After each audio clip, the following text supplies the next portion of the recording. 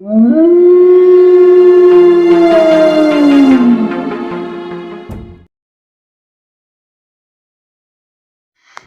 you a veteran who's tired of hearing the word no when it comes to home ownership? Give Elliot C. Washington Jr. a call, United States Navy retired, at patriotowners.com. Give Elliot a call if you want to hear the word yes in your home ownership future.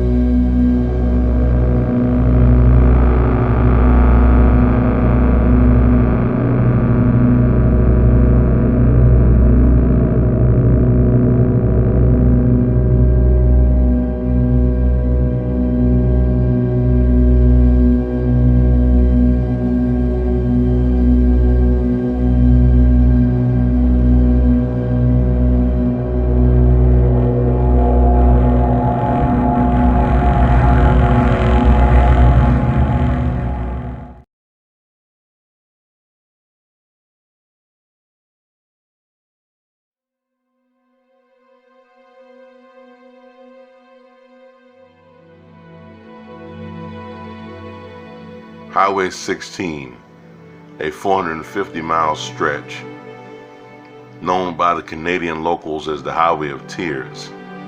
Since 1969, many dozens of people have vanished or been murdered on this remote expanse of highway, mostly indigenous women. Between 1969 and 2006, there have been 18 officially listed cases of murdered or missing people. Very few have been solved due to the extreme strangeness of some of the cases. The authorities are baffled. Some of the weird nature of the clues compound the difficulties in quite a number of cases. The rugged remoteness of the area has also been a problem for law enforcement. The highway stretches through British Columbia, Alberta, Saskatchewan, and Manitoba. The area is sparsely populated with small logging settlements and villages of the 23 Nations tribe. The official start of the long list of murders and unsolved vanishings start with case number 1 on October the 25th, 1969. 26-year-old Gloria Moody. Gloria Moody was last seen alive leaving a bar in Williams Lake, British Columbia. The next day, her body was found slashed viciously in the thick woods near a cattle ranch some 10 miles from her last known location. Case number 2, July 1970, 18-year-old Michelle Pare was dropped off at the gates of the Tompkins Ranch by 2 women she had received a ride from. Michelle was never seen or heard from again. She is still missing. In April of 1973, 19-year-old Gale Weys was hitchhiking off of the Highway of Tears. She disappeared while hitchhiking. It would be later that her twisted, beaten body would be discovered in a muddy ditch along the roadside. On December 1974, 14-year-old Monica Ignas vanished while walking in the Terrace, British Columbia area. 4 months later, her body was found a few miles from where she had vanished. 12-year-old Monica Jack disappeared in 1978 while riding her bike on the Highway of Tears. 17 years later, her skeleton was found by some forestry workers in the bottom of a very densely wooded ravine. On the evening of May 8th, 1981, in the town of Salmon Arm, British Columbia, 33-year-old Maureen Mosie was hitchhiking in the area. The next day, her severely beaten body was found near Highway 97 in Kamloops by a lady walking her dog. In the summer of 1989, 15-year-old Cicilia and Nikal disappeared from Highway 16 near Smithers, British Columbia. The circumstances behind her disappearance were strange and highly unusual. She has not been seen or heard from since.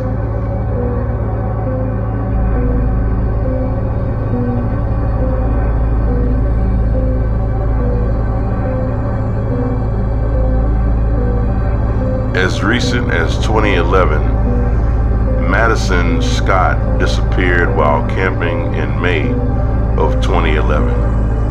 She had been camping at Hogsback Lake near Vanderhoof, British Columbia. Madison's disappearance was bizarre and highly unusual. There was a big investigation following her disappearance.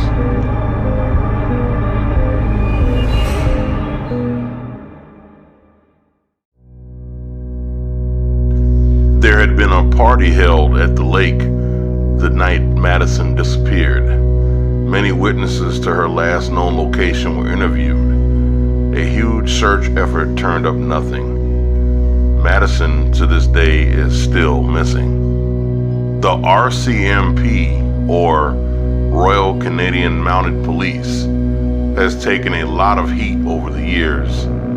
Indeed, it was not until 2005 that the RCMP even assigned a task force to the Highway of Tears murders. There are many, including some of the victims' family, whom felt as though the RCMP did not respond properly due to the missing or murdered women being local indigenous women. The RCMP, of course, denies these allegations. But to be fair, however, one must also look at the huge undertaking and disadvantages posed by such an immense crime scene. For starters, the road runs through 400 plus miles of remote wilderness. This is extremely rugged country, far from prying eyes. Spotty cell phone reception and the number of out-of-province truckers and passing travelers compound the problems of investigation of these cases. Worse is the fact that the forest is huge and sprawling. It is indeed possible to hide bodies in places they would never be found. There are stretches where bears outnumber humans, running through the provinces of British Columbia, Alberta, Saskatchewan, and Manitoba. There is some hope for justice, as there have been a few arrests in these cases. Cody Allen Legbekoff was convicted of murder by the British Columbia Supreme Court in 2014 for murdering 3 women and a teenage girl between 2009 and 2010. His victims were Jill Stacy Stuchenko, age 35, Natasha Lynn Montgomery, age 23, Cynthia Frances Moss, age 35, and finally, Lauren Dawn Leslie, age 15. Cody Allen Legbekoff was sentenced to 25 to life, where he's currently serving his time.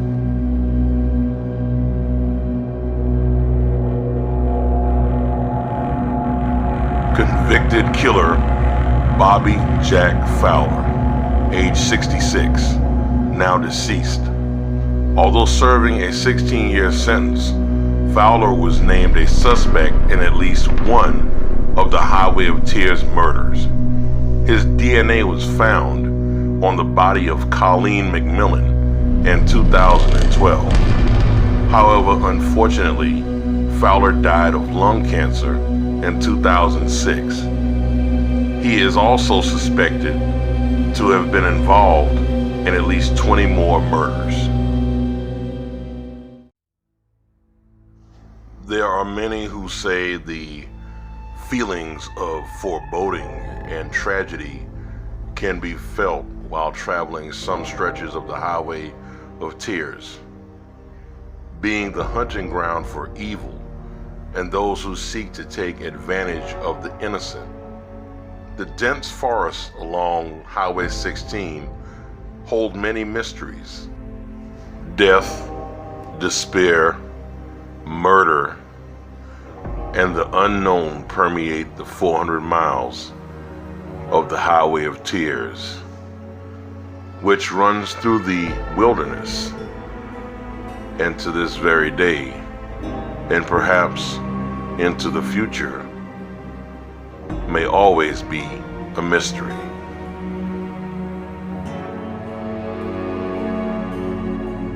I wish my heartfelt prayers and condolences to the victims and the families. May you one day find peace.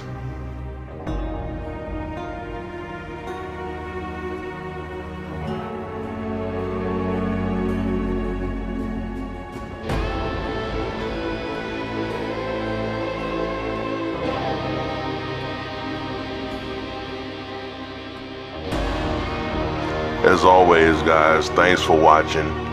I really appreciate that a lot. If you would like to do a little research on this subject, I will leave links in the description box below. Please feel free to comment, like, share, and subscribe, and thank you very much. Again, take care of each other. God bless. Good night.